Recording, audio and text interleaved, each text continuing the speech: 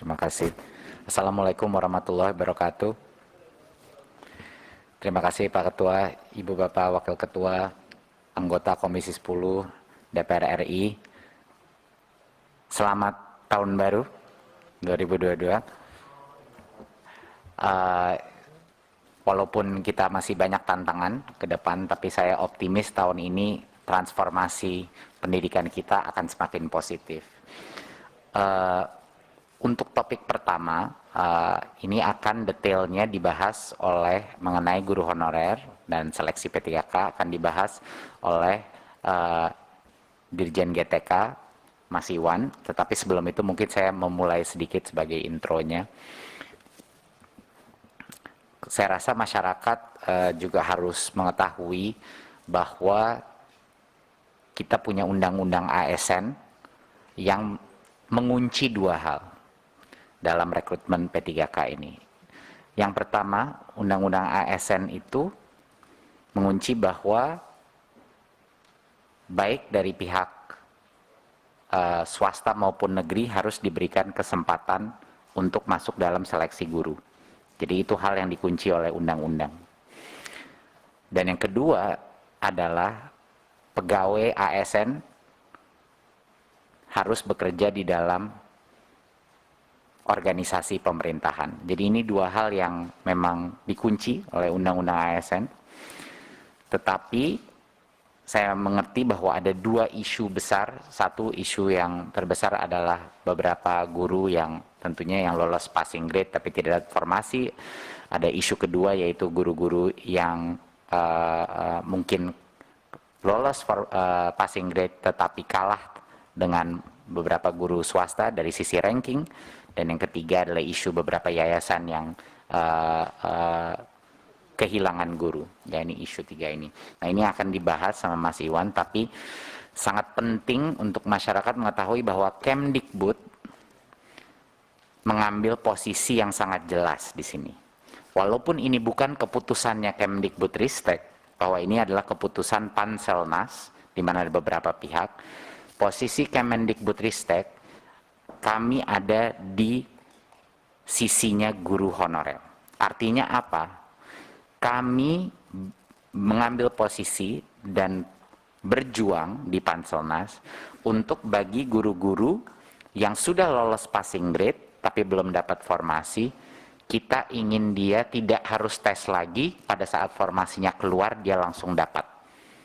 Itu adalah posisi Kemendikbud. Satu, pertama. Jadinya guru-guru honorer di luar, para organisasi-organisasi harus menyadari bahwa Kemdikbud ada di sisi mereka dan kami sedang berjuang setiap hari untuk meyakinkan perubahan, sehingga perubahan Permen Pan-RB sehingga proses seleksinya itu bisa pada saat guru itu sudah lolos passing grade, kita ingin dia langsung dan formasinya terbuka, dia langsung dapat dan tidak perlu mengikuti tes lagi.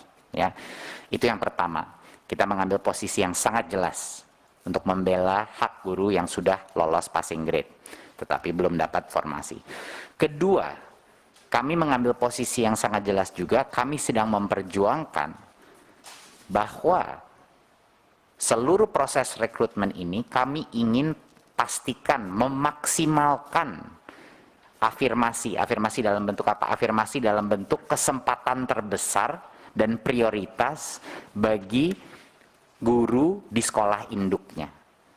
Itu adalah perjuangan kedua kita untuk memastikan dan memaksimalkan bahwa kita memberikan kesempatan terbesar dahulu bagi guru-guru honorer di sekolah-sekolah negeri di sekolah induknya dia, sehingga dia bisa mendapatkan kesempatan terbesar.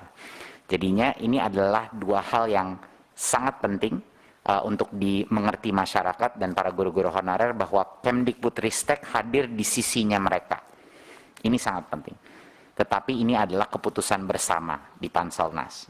Jadi mohon dukung kami dalam perjuangan ini dan insya Allah kita akan mendapatkan terobosan, tapi kami akan terus berjuang untuk mencapai ini.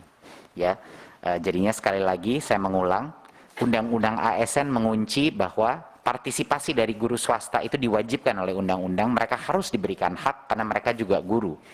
yang diberikan hak untuk bekerja. Sama seperti kalau kita membuka rekrutmen untuk masuk kementerian, harus bisa diakses dari pihak swasta juga gitu. Itu adalah undang-undang ASN. Dan yang kedua yang dikunci adalah ASN harus bekerja di dalam organisasi pemerintahan, tidak bisa bekerja dalam organisasi swasta. Itu dua hal yang dikunci. Jadi solusi kita apa? Tadi yang saya sudah bilang, kita harus membuat proses rekrutmen P3K ini lebih baik lagi, sehingga benar-benar memprioritaskan guru-guru honorer negeri di sekolah induknya dulu, kita berikan kesempatan. Dan yang kedua, yang sudah lulus passing grade jangan disuruh ngambil tes lagi. Pada saat formasinya tiba-tiba keluar, dia harusnya diamankan formasi itu untuk mereka. Ya, itu adalah posisi Kemendikbudristek. Poin saya terakhir sebelum saya berikan kepada Dirjen GTK adalah, Bapak Ibu, di tengah berbagai macam aspirasi dari masyarakat, janganlah kita lupa satu hal dan satu angka yang luar biasa. Hampir 300.000 guru di tahun 2021, guru honorer yang tadinya pendapatannya 400.000 sebulan, 500.000 sebulan, yang sengsara dengan gaji begitu kecil, sekarang telah menjadi P3K. 300.000. Kapan itu terakhir terjadi? Mungkin saya tidak, Bapak Ibu mungkin yang bisa lebih ingat, kapan itu terjadi? 300.000 guru sekarang kesejahteraannya terjamin, yang tadinya tidak. Jadi itu menurut saya suatu hal yang patut juga dirayakan, walaupun proses seleksi ini masih tidak sempurna, dan kita terus akan perjuangkan hak-hak guru induk, guru honorer, tetapi angka 300.000 ini tidak kecil, dan ini akan merubah kehidupan dan kesejahteraan mereka selama-lamanya. Jadi ini merupakan hal yang mungkin patut diingat juga. Dengan demikian dari saya, mungkin bisa saya berikan ke Mas Iwan, silakan Mas Iwan.